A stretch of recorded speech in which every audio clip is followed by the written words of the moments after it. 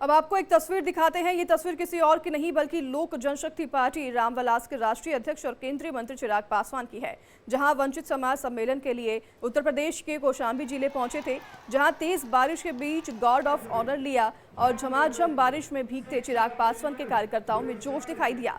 तो वहीं इस सम्मेलन के दौरान चिराग पासवान ने अखिलेश यादव के एसटीएफ वाले बयान पर पलटवार किया। आपको सुनाते हैं कि क्या कुछ उन्होंने कहा।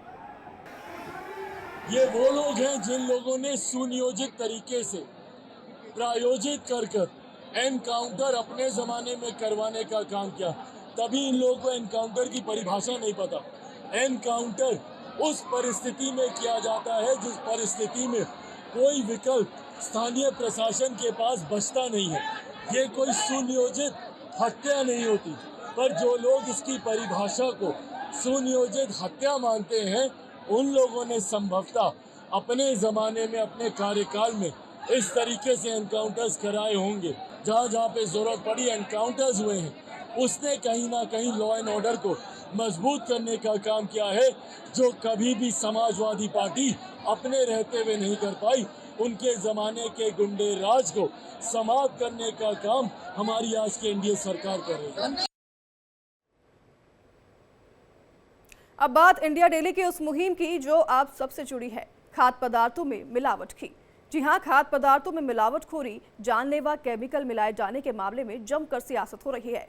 तिरुपति मंदिर के प्रसाद के घी में मिलावट के मामले के बाद उत्तराखंड के तीर्थ स्थानों में किस तरह के कदम उठाए जा रहे हैं, इन तमाम मुद्दों पर उत्तराखंड के कैबिनेट मंत्री सुबोध उनियाल से बातचीत की हमारे संवाददाता राजेश शुक्ला ने। आप भी सुनिए। उत्तर प्रदेश सरकार ने जिस तरह से खाद्य पदार्थों में मिलावट के मामले में एक्शन लिया है, उस तरह का एक्शन उत्तराखंड में भी हो, ये मांग उठने लगी है। और अभी कल से यहाँ छापेमारी भी की जा रही है उत्तराखंड सरकार की तरफ से। तो इस वक्त उत्तराखंड सरकार के वरिष्ठ मंत्री हमारे साथ हैं सुबोध उनियाल साहब, उनसे बात करते हैं। सुबोध जी, उत्तर प्रदेश सरकार ने जो कदम उठाया है खास करके मिलावटखोरी के प्रति, आपकी सरकार क्या कर रही है इसमें? देखिए, सरकार की जवाबदेही होती है आम आदमी की सुरक्षा, और जिस तरह से लोग पैसों के प्रति जो स्थिति बन रही है और लोग केवल अपने स्वार्थ के लिए कि किस तरह वो पैसा कमा लें और इस तरह मिलावट जो करते हैं, इन लोगों के खिलाफ निश्चित रूप से कड़ी से कड़ी कार्रवाई होनी चाहिए। और उत्तर प्रदेश सरकार का जो निर्णय है ये स्वागत के योग्य है कि अगर हमारे यहाँ पे लगातार छापे फूड इंस्पेक्टर्स जो हैं लगातार मिठाई की दुकानों में, सब्जियों की दुकानों में और इस तरह जहाँ जहाँ मिलावट की परचून की दुकानों में लगातार छापे मारते हैं कि इस तरह की कहीं पर अगर चीज़ पाई जाती है तो उसके खिलाफ कठोर से कठोर कार्रवाई की जाती है। बड़े दंड का प्राविधान, यहाँ पर भी इसमें बड़े दंड का प्राविधान है। अब ये है कि इसको क्योंकि नियमित समय रेगुलर उसमें ये होता रहता है, तो ये एक वातावरण बनना चाहिए कि कभी भी आप पे कार्रवाई की जा सकती है, कभी भी छापा पड़ सकता है। तो मैं समझता हूँ ये आम आदमी के जीवन की सुरक्षा के लिए बहुत ज़रूरी भी है। अच्छा, ये अभी जो तिरुपति वाला जो मामला सामने आया है, जिस तरह से प्रसाद में घी में मिलावट थी और घी दिल्ली तक से सप्लाई हो रही थी, कुछ उत्तराखंड का भी नाम आया था कि यहाँ से भी कुछ लोग सप्लाई कर रहे थे। उसके बाद से ये सारी चीज़ें शुरू हुई हैं।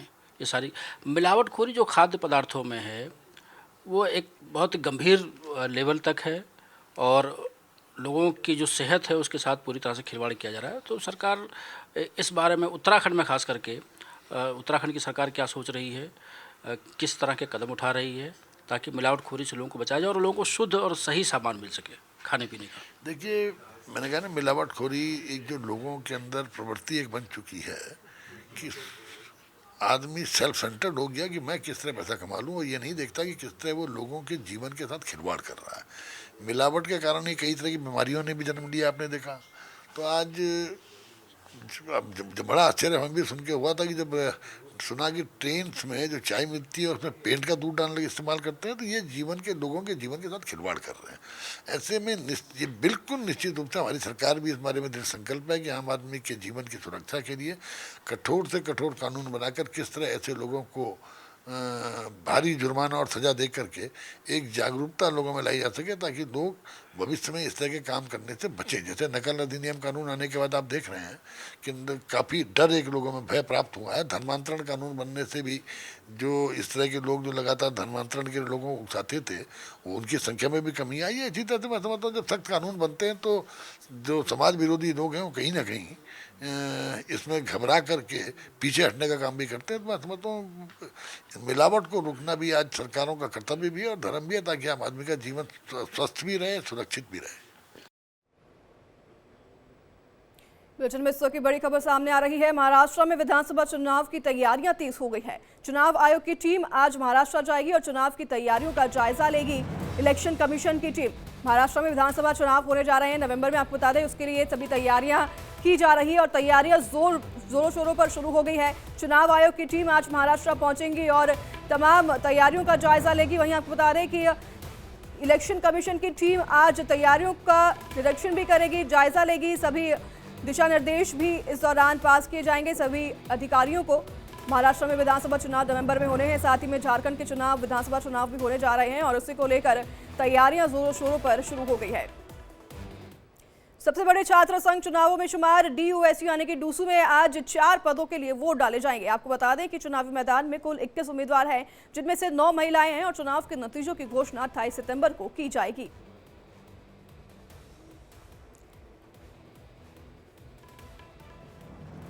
डूसू के चुनाव के लिए आपको बता दें 21 उम्मीदवार मैदान में हैं, जिसमें से 9 महिलाएं भी शामिल हैं और आज 4 पदों के लिए वोट डाले जाएंगे। छात्र संघ के चुनाव में शुमार है डूसू का चुनाव। आज इसमें वोट डाले जाएंगे। 21 उम्मीदवार शामिल हैं, 9 महिलाएं जिसमें मैदान पर हैं और चुनाव के नतीजों की घोषणा 28 सितंबर को की जाएगी।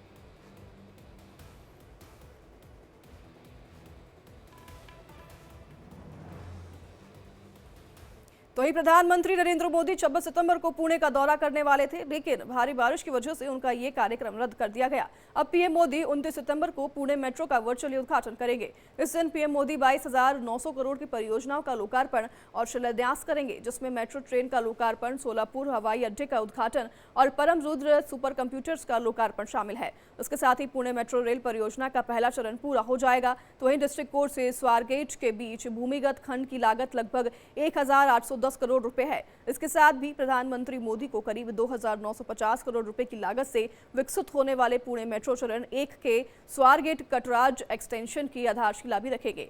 बताया जा रहा है कि भविष्य में इस मेट्रो लाइन को और बढ़ाने का प्लान भी तैयार किया गया है, जिसमें 2 और लाइन को जोड़ा जाएगा। इसमें से एक PCMC से निगड़ी तक और दूसरा स्वारगेट से कटराज तक शामिल है। इस कार्यक्रम के अलावा भिडुवेड़ा भूमि पूजन, बिडकीन औद्योगिक नोड के उद्घाटन कार्यक्रम में भी पीएम मोदी वर्चुअली जुड़ेंगे।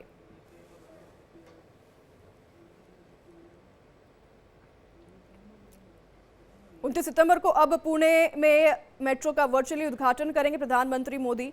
उनका पूर्व जो कार्यक्रम था वो स्थगित किया गया भारी बारिश की वजह से। पुणे में भारी बारिश की वजह से वो नहीं जा पाए थे कार्यक्रम में। अब वो वर्चुअली मेट्रो का उद्घाटन करेंगे और आपको बता दें कि प्रधानमंत्री इसी के साथ 22,900 करोड़ की परियोजनाओं का लोकार्पण और शिलान्यास भी करेंगे, जिसमें मेट्रो ट्रेन का लोकार्पण, सीलापुर हवाई अड्डे का उद्घाटन और परम रुद्र सुपर कंप्यूटर्स का लोकार्पण भी शामिल है।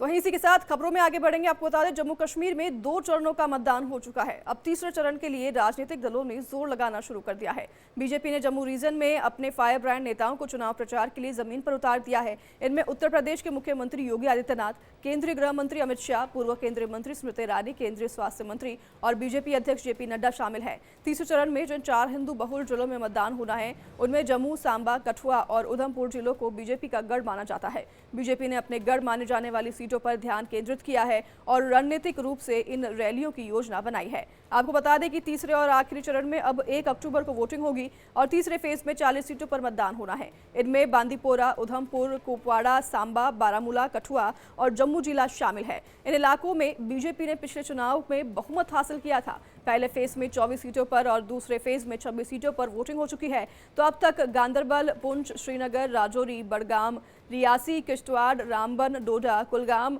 अनंतनाग, पुलवामा, शोपियां में वोटिंग हो चुकी है और 8 अक्टूबर को नतीजे आएंगे।